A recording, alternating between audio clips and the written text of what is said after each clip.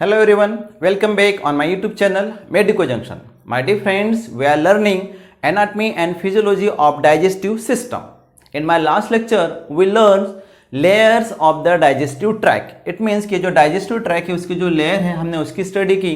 In which हमने देखा है कि जो layers है deeper to superficial की इसकी जो sequence है उसमें हमने पढ़ा है mucosa, submucosa, muscularis and serosa. उसके बीच में हमने ये भी कहा था कि हमने सीरोसा की स्टडी की, तो serosa is known as the visceral peritoneum. Okay, ये मैंने पढ़ाया था आप लोगों को. लेट्स स्टडी विसरल पेरिटोनियम और पेरिटोनियम. ठीक है, पेरिटोनियम हमारी बॉडी की सबसे लार्जेस्ट सीरस मेम्ब्रेन है. ठीक है, सबसे पहले मैं आपको बता दूं पढ़ने से पहले कि एक्चुअल पेरिटोनियम है क्या. जो पेरिटोनियम है ना, पेरिटोनियम हमारी जो एब्डोमिनल कैविटी है, ये this one is the abdominal cavity, ये अपनी थोरेसिक कैविटी है और ये जो है हमारी एब्डोमिनल कैविटी. इस एब्डोमिनल कैविटी के अंदर जितने भी ऑर्गन्स है उन ऑर्गन्स को कवर करने वाली प्रोटेक्टिव जो लेयर है उसको बोला जाता है peritoneum. Okay, let's start to learn the peritoneum. Peritoneum is the largest serous membrane of the body. Competitive exam के पर्पज से ये जो होती है तो इंपॉर्टेंट ये पॉइंट हो सकता है. ओके, मीन्स हमारी बॉडी की जो सबसे लार्जेस्ट सीरस मेम्ब्रेन वो कौन सी है? पेरिटोनियम है. And peritoneum consist of simple squamous epithelium, ठीक है, with an underlying supporting layer of areolar connective tissue. ठीक है, जो पेरिटोनियम है वो किससे मिलकर बनी है? Simple layer of squamous epithelium and supporting layer of areolar connective tissue से मिलकर बनी होती. Okay, now peritoneum divides into parietal peritoneum and visceral peritoneum. ठीक है, parietal peritoneum होती है, visceral peritoneums होती है. ओके, अब अपन यहाँ इस एक छोटे से मैं डायग्राम से समझाने की कोशिश करता हूं कि क्या है. For example this one is the peritoneum.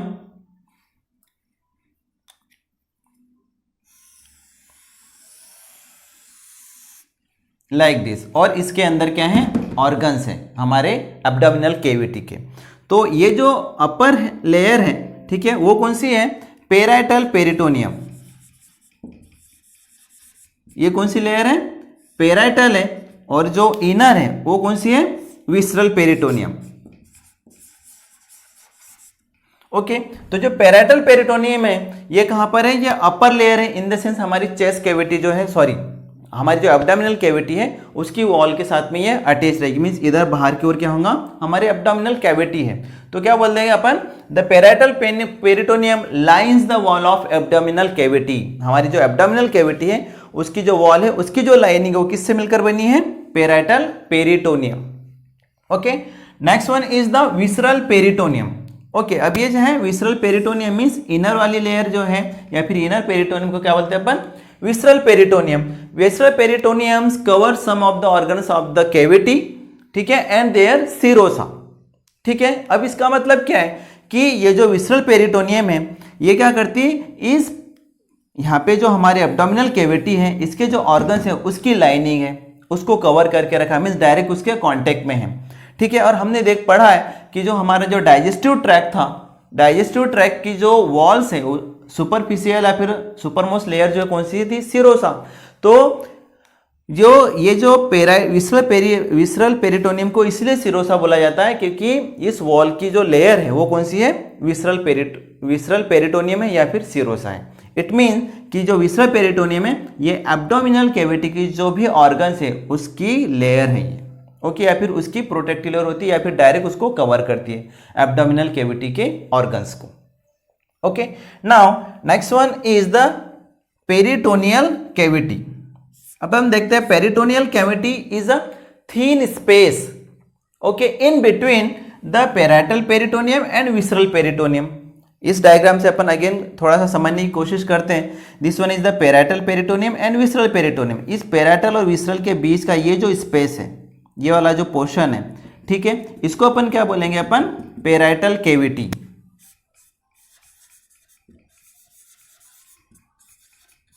यही है parietal cavity, small thin space in between the parietal के पेरिटोनियम एंड विसरल पेरिटोनियम. ठीक है, this parietal cavity contain the lubricating fluid which prevent the friction in between the parietal and visceral peritoneum.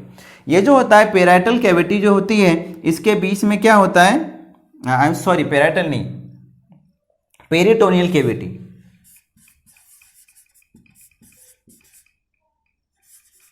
Peritoneal cavity जो होता है, peritoneal cavity एक थीन space है parietal peritoneum and visceral peritoneum के बीच में, okay. और यहाँ पर क्या होता है, लुब्रिकेटिंग फ्लूइड होता है जो क्या करता है, ये जो पेराइटल पेरिटोनियम और विसरल पेरिटोनियम के बीच का फ्रिक्शन नहीं होने देता है, means prevent the friction in between the parietal and visceral peritoneum, okay.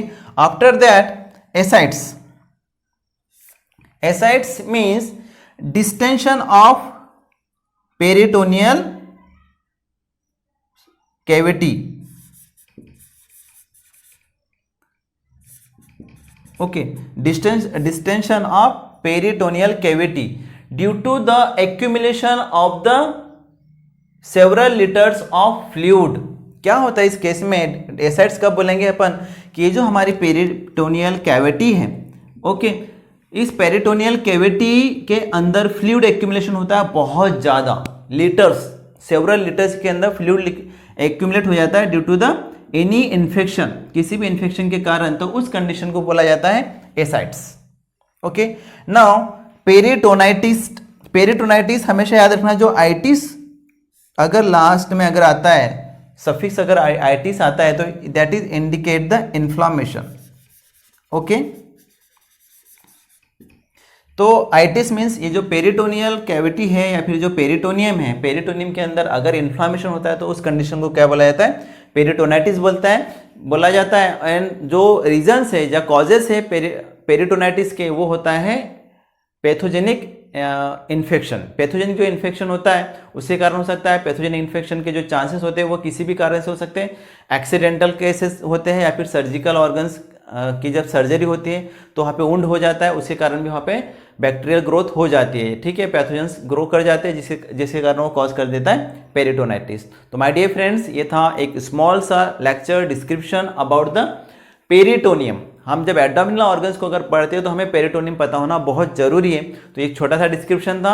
Again I would like to request you, please like share and subscribe my channel और बने रहिए मेरे चैनल के साथ में। अपन आगे आने वाली वीडियो से स्टार्ट करेंगे ओरल कैविटी, जिसके अंदर अपन teeth, tongue and salivary glands को पढ़ने वाले और हमारा बक्कल म्यूकोसा को भी अपन पढ़ेंगे। और इसी के साथ साथ अपन स्लो आगे चलते हुए पूरी की पूरी डाइजेस्टिव ट्रैक जो है उसके ऑर्गन्स को अपन पढ़ेंगे। इवन एसेसरी ऑर्गन्स भी अपन इसी चैप्टर्स के साथ, इसी सीक्वेंस के साथ पढ़ेंगे। Then again I would like to please subscribe my channel. Thank you.